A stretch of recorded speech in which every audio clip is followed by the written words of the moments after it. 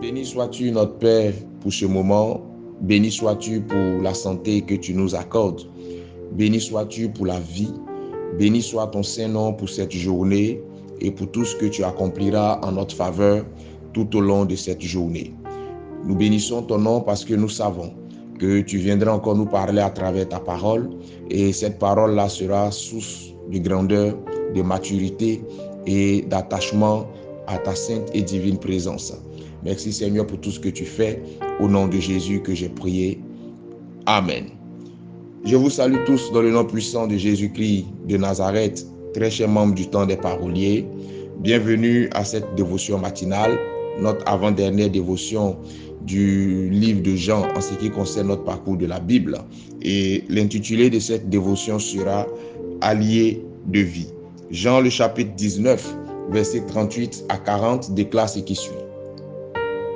Après cela, Joseph d'Arimathée, qui était disciple de Jésus, mais en secret par crainte des Juifs, demanda à Pilate la permission de prendre le corps de Jésus. Et Pilate le permit. Il vint donc et prit le corps de Jésus. Nicodème, qui auparavant était allé de nuit vers Jésus, vint aussi, apportant un mélange d'environ 100 livres de myrrhe et d'aloès.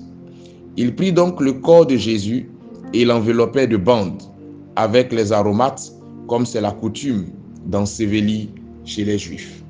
Amen. Tu sais, la pensée commune dira que l'on est seul, l'on meurt seul et l'on est enterré seul. Ce n'est pas une pensée force sur toute la ligne. Je dirais même que c'est une pensée qui est assez vraie. Mais en vérité, personne ne réussit seul. Ou du moins, personne ne réussit sa vie seul. La spiritualité t'enseignera que il n'y a aucune action divine ou aucune action satanique possible dans la vie d'un homme sans le concours d'un autre homme. Cela veut dire tout simplement que pour se manifester dans la vie d'un homme, Dieu ou le diable a besoin de s'appuyer ou de passer par un autre homme. À un moment donné de ta vie, tu auras besoin d'une aide. Et Dieu, dans sa grâce, t'enverra des personnes de bonne foi que j'appelle des aides de destinée ou des alliés de vie. Parmi ces alliés, il y a ceux-là que tu pourras afficher. Il y a ceux-là que tu pourras présenter à tout le monde. Mais il y aura aussi ceux que tu ne devras jamais afficher, dont tu ne devras jamais parler à qui que ce soit et que tu ne devras jamais commettre l'erreur de présenter à tout le monde. Pas parce que tu as honte de ta relation avec ces personnes, pas parce que cela est un déshonneur pour toi de les côtoyer, mais cette discrétion et ce discernement relationnel te permettront d'éviter de perdre des alliés de vie importants par ta maladresse. Ces personnes, en vérité, tu ne dois pas les solliciter à tout moment, n'importe où, n'importe quand et pour n'importe quoi.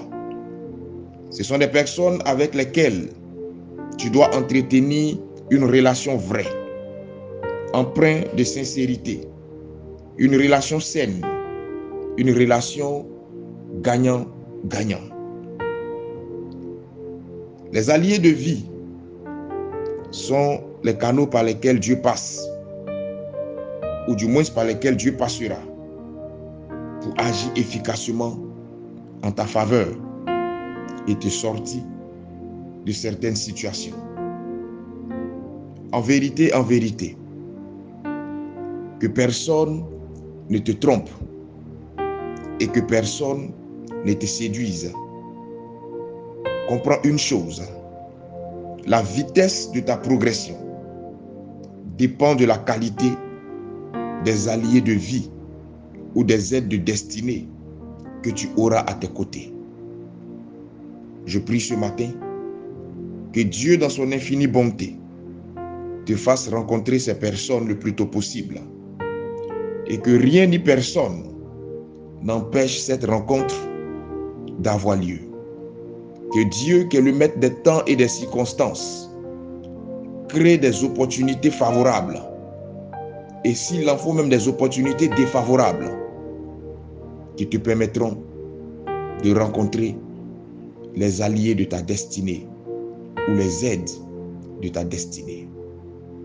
Et que par-dessus tout, le Seigneur te donne le discernement nécessaire qui te permettra de distinguer ces personnes de celles-là qui ne le sont pas. Que le Seigneur bénisse ta journée et que sa grâce soit sur toi. Shalom chez vous.